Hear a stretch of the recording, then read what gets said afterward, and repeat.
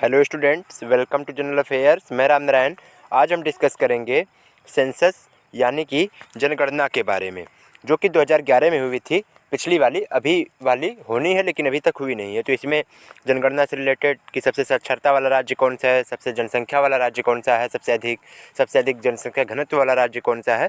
तो यानी कि जनसंख्या का पूरा डिटेल्ड डिस्कशन हम इस लेक्चर में करेंगे। तो चलिए चलते हैं लेक्चर की ओर।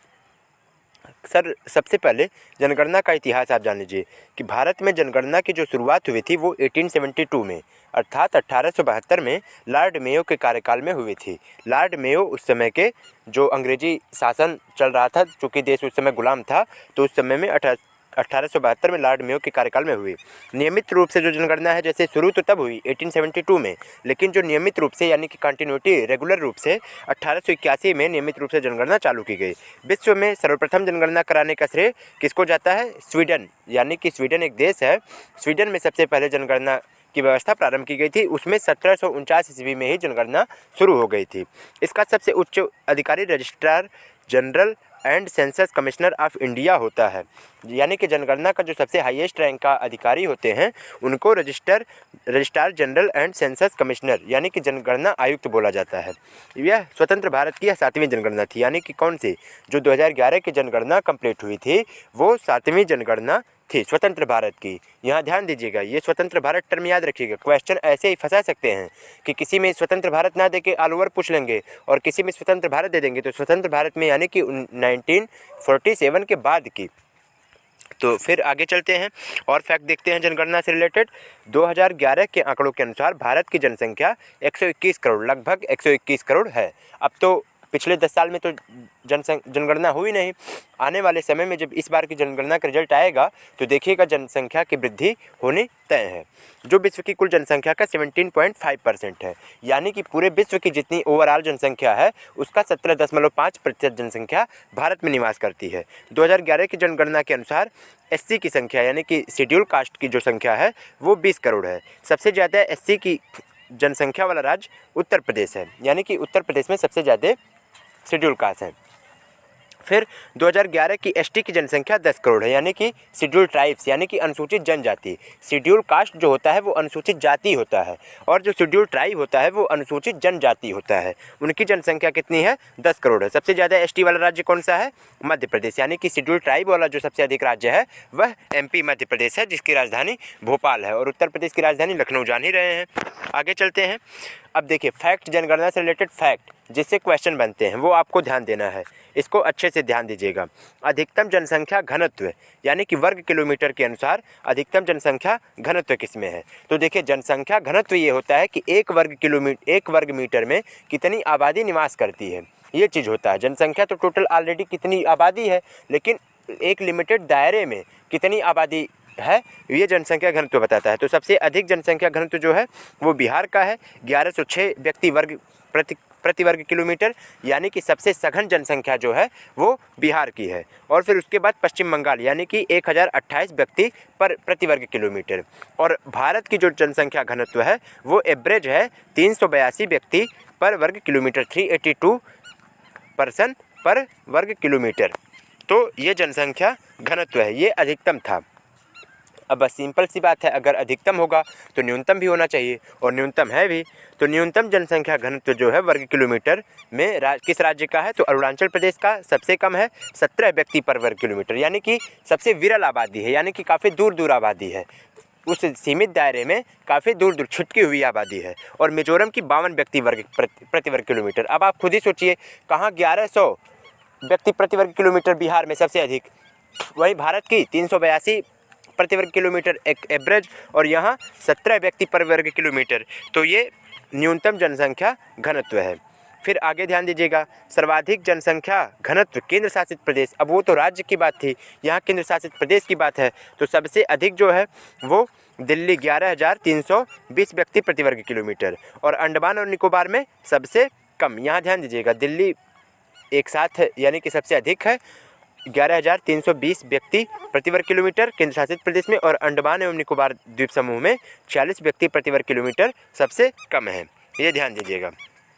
नेक्स्ट, अधिकतम लिंगानुपात, यानी कि लिंगानुपात का मतलब ये होता है कि जो मेल और फीमेल का जो परसेंटेज होता है, मेल और फीमेल का जो रेशियो होता है, उसी को लिंगानुपात बोलते हैं। सबसे अधिक किसमें होती है, यानी कि 1000 एक आंकड़ा है 1000, उससे यदि महिलाओं की संख्या कम होगी तो ये माना जाएगा कि लिंगानुपात बेहतर है, और 1000 से कम होगी तो ये माना जाएगा कि लिंगानुपात कम है। तो 1000 पुरुषों पर कितनी महिलाओं की संख्या है, ये लिंगानुपात बताता है। तो केरल में सबसे अधिक लिंगानुपात है, यानी कि 1084, यानी कि यहाँ 1000 पुरुषों पर 1084 महिलाएं हैं। चूँकि देखिए केरल में सबसे अधिक शिक्षा भी है, साउथ का एक स्टेट है, साक्षरता दर भी सबसे अधिक है, और वहाँ पर क्या है, अधिकतम लिंगानुपात भी है। उसके बाद तमिलनाडु 1000 पुरुषों पर 995 महिलाएं हैं। इसी तरीके से न्यूनतम लिंगानुपात, तो न्यूनतम लिंगानुपात हरियाणा में है 879 और सिक्किम में है 890। देखिए करंट से लेटेस्ट डाटा आते रहते हैं, तो उसको आप एग्जैक्ट कर लीजिएगा। जब करंट में आप पढ़ते रहेंगे तो करंट में अगर नया डाटा कोई आएगा तो वो आप करेक्ट कर लीजिएगा। हरियाणा में सबसे कम लड़कियों की जनसंख्या, महिलाओं की जनसंख्या होने के नाते ही बेटी बचाओ बेटी पढ़ाओ जो योजना थी वो हरियाणा से ही शुरू की गई थी। तो ये एक एक्स्ट्रा फैक्ट है, इंपॉर्टेंट फैक्ट है, याद रखिएगा। नेक्स्ट आगे चलते हैं। सर्वाधिक लिंगानुपात, अब केंद्र शासित प्रदेश की बारी है, वो राज्य की थी और ये केंद्र की, तो पुडुचेरी 1037, यानी 1000 पुरुषों पर 1037 महिलाएं हैं। और न्यूनतम लिंगानुपात दमन एवं दीव 618। भारत का लिंगानुपात जो देखिए पूछ भी सकता है, फैक्ट में भी पूछ सकता है, अगर आप मेंस इंटरव्यू वाला एग्जाम दे रहे हैं तो इंटरव्यू में भी पूछ सकता है कि भारत का एवरेज लिंगानुपात क्या है। तो एवरेज लिंगानुपात 983 है, यानी कि ऑल ओवर जब हम इंडिया की बात करते हैं तो उसके एवरेज बेसिस पर 1000 पुरुषों पर 983 महिलाएं हैं। तो ये लिंगानुपात की बात हो गई। अब नेक्स्ट स्टेप है सर्वाधिक साक्षरता दर, यानी कि लिटरेसी रेट, यानी कि शिक्षित, वहाँ की कितनी आबादी शिक्षित है, ये लिटरेसी रेट से पता चलता है। तो केरल की जो आबादी है वो 94% लिटरेस, यानी कि क्या है, शिक्षित है। ठीक है, केरल की जो सर्वाधिक साक्षरता दर में है उसमें केरल टॉप पर है। फिर उसके बाद मिजोरम है 91.3% के साथ। फिर न्यूनतम साक्षरता दर, यानी कि मिनिमम लिटरेसी रेट, तो इस मामले में बिहार सबसे कम है 61.8%, यानी कि बिहार की जो 61.8% आबादी है वो शिक्षित है। फिर इसके बाद अरुणाचल प्रदेश 65.4%। फिर नेक्स्ट साक्षरता दर वो स्टेट था, अब ये केंद्र शासित प्रदेश देख लीजिए। केंद्र शासित प्रदेश में लक्षद्वीप 91.8%, लक्षद्वीप की सबसे अधिक साक्षरता दर है। फिर न्यूनतम साक्षरता वाला केंद्र शासित प्रदेश जो है वो दादर एवं नगर हवेली है 76.2%, यानी कि सर्वाधिक साक्षरता वाला केंद्र शासित प्रदेश कौन सा होगा, लक्षद्वीप हो जाएगा। और न्यूनतम साक्षरता वाला केंद्र शासित प्रदेश कौन सा हो जाएगा, दादर एवं नगर हवेली हो जाएगा। ध्यान दीजिएगा इसको। फिर इसके बाद स्त्री और पुरुष साक्षरता में सबसे अधिक अंतर किस किस में अंतर है, तो राजस्थान में सबसे अधिक अंतर है। फिर 10 की वृद्धि देखेंगे तो 2001 से 2011 के दौरान भारत की जनसंख्या की वृद्धि दर 17.7% रही, यानी कि पूरे 10 साल में कितनी परसेंट आबादी बढ़ रही है, यानी कि पिछली से कितनी अधिक आबादी बढ़ रही है, तो वही 10 की वृद्धि दर बताता है, वो 17.7% रही। फिर इसके आगे